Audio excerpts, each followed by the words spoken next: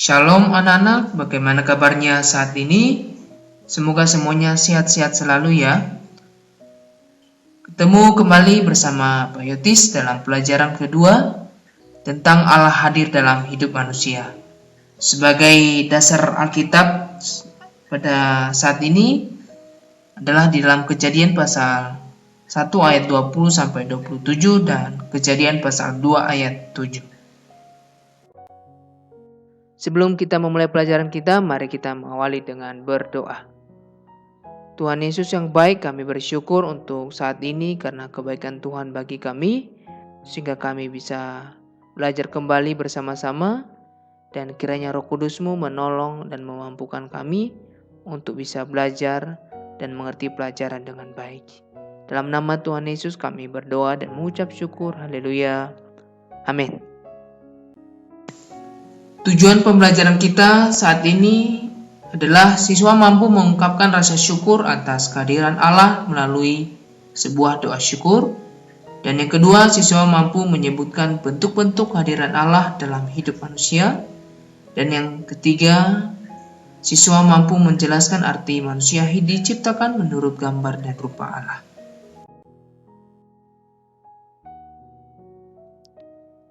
Anak-anak, sebelum kita lanjut, terlebih dahulu kita akan membacakan ayat firman Tuhan sebagai dasar materi kita pada saat ini. Di dalam Kejadian pasal 1 ayat 26 sampai 27 dan Kejadian pasal 2 ayat 7. Sekarang kita baca bersama-sama dulu Kejadian pasal 1 ayat 26 sampai 27 bersama-sama dengan Pak Yotis. 1, 2, 3. Berfirmanlah Allah, baiklah kita menjadikan manusia menurut gambar dan rupa kita, supaya mereka berkuasa atas ikan-ikan di laut dan burung-burung di udara, dan atas ternak dan atas seluruh bumi, dan atas segala binatang melata yang merayap di bumi.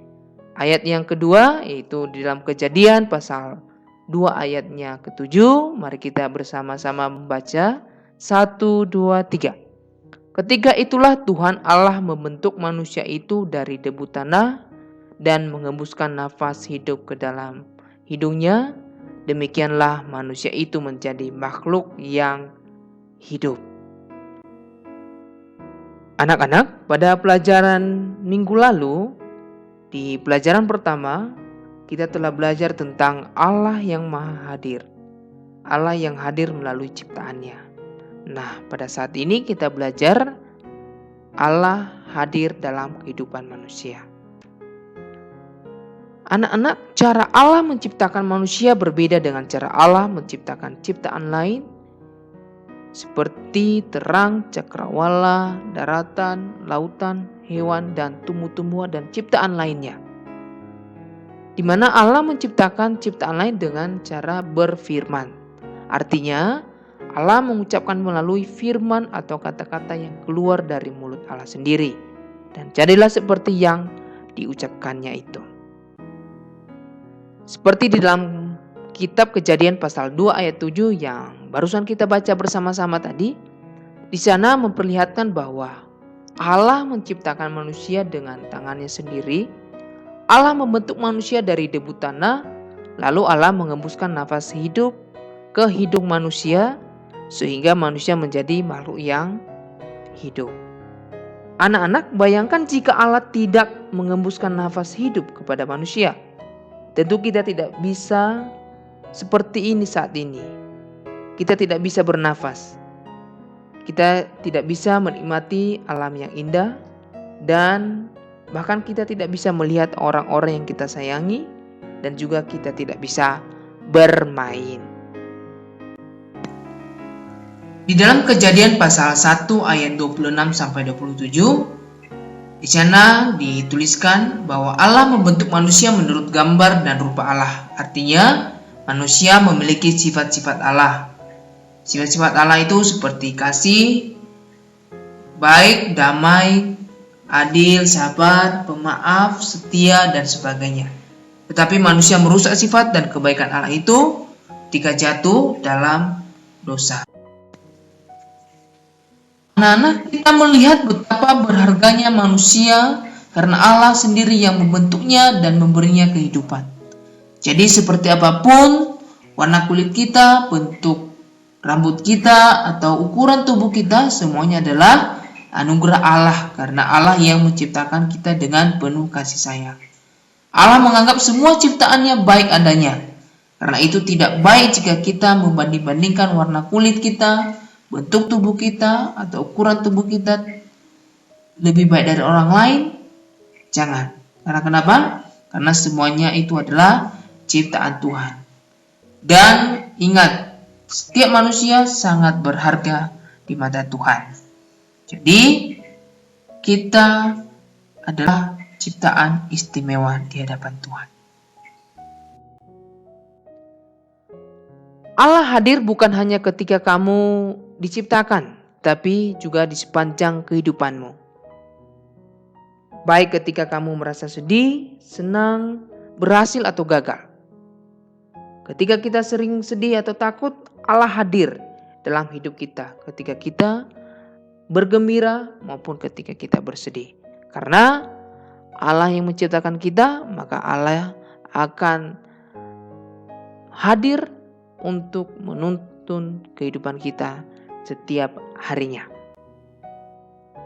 Anak-anak, mengalami kehadiran Allah dalam hidup kita, kehadiran Allah dapat juga kita lihat melalui berbagai peristiwa dalam hidup kita. Seperti ketika lahir. Nah, bayangkan saja, semula kita masih ada di dalam perut ibu kita. Selama 9 bulan kita dikandung oleh ibu kita. Kita akhirnya lahir di dunia ini. Semua orang menyambut kehadiran kita dengan bergembira.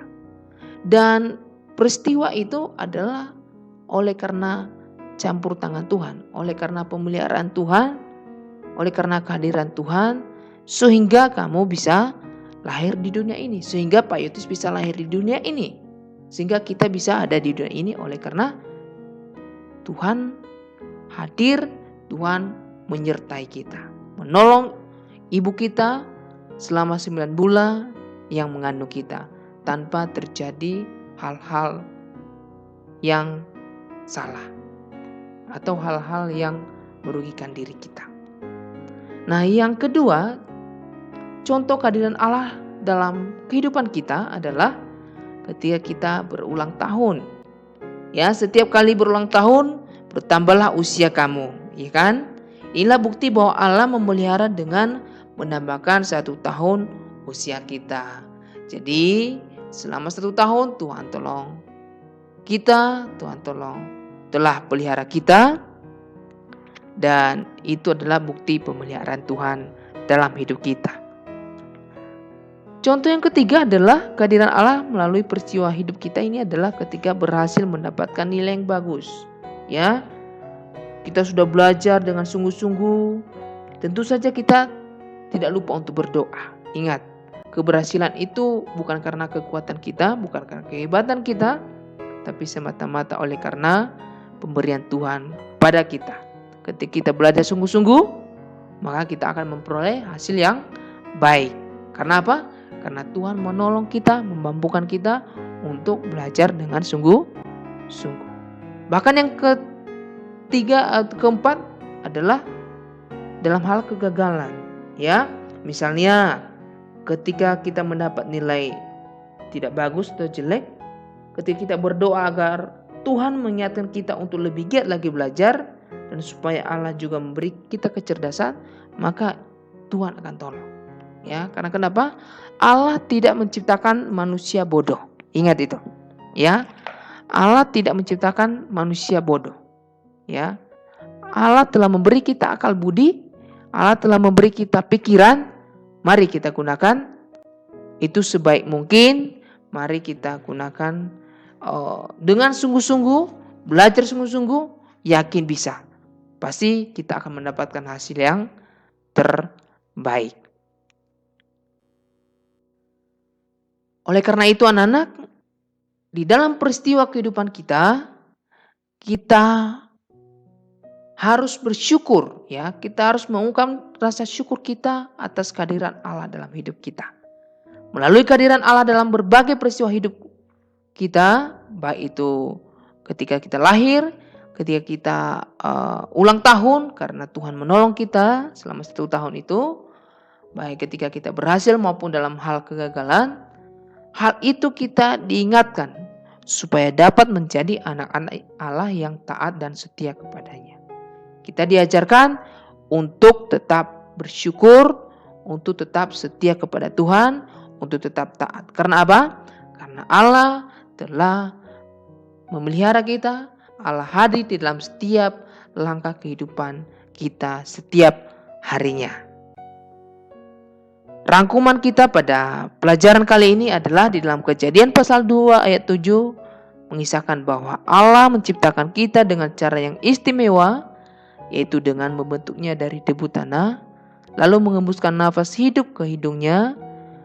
Allah menciptakan kita menurut gambar dan rupanya, artinya salah satu wujud gambar dan rupa Allah adalah sifat-sifatnya yang diberikan juga kepada kita. Allah hadir bukan saja melalui ciptaannya, Allah juga hadir dalam hidup kita, baik ketika kita sedang bersuka cita maupun ketika kita sedang sedih. Patutlah kita bersyukur atas semuanya itu.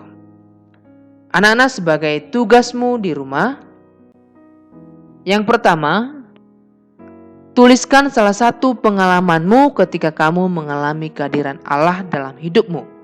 Kamu pilih salah satu. Ya, boleh pada saat kamu ulang tahun, berarti kamu ceritakan pengalamanmu. Ya, atau pada saat kamu mendapatkan nilai yang bagus. Atau pengalamanmu yang lain. Ketika kamu merasakan kebaikan Tuhan. Tugas yang kedua adalah menuliskan sebuah doa sebagai ungkapan syukur atas kehadiran Allah dalam hidupmu.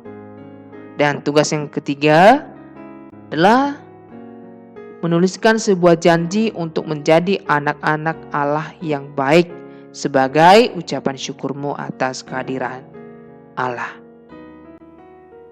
Oleh karena itu anak-anak, mari kita mengakhiri kegiatan pelajaran kita pada hari ini dalam doa penutup. Mari kita berdoa. Bapak pimpin kita di dalam doa. Allah yang maha baik, terima kasih karena telah menciptakan kami dengan penuh kasih sayang. Terima kasih juga karena Allah selalu menyertai kami ketika sedih maupun ketika senang. Biarlah hidup kami dapat dipergunakan untuk menyenangkan hati Tuhan. Dalam nama Tuhan Yesus kami berdoa dan mengucap syukur. Haleluya. Amin. Shalom anak-anak, sampai bertemu di pelajaran selanjutnya. Tetap jaga kesehatan, jangan lupa untuk cuci tangan pakai sabun, dan ketika keluar rumah pakai masker. Tuhan Yesus memberkati kita semuanya. Shalom.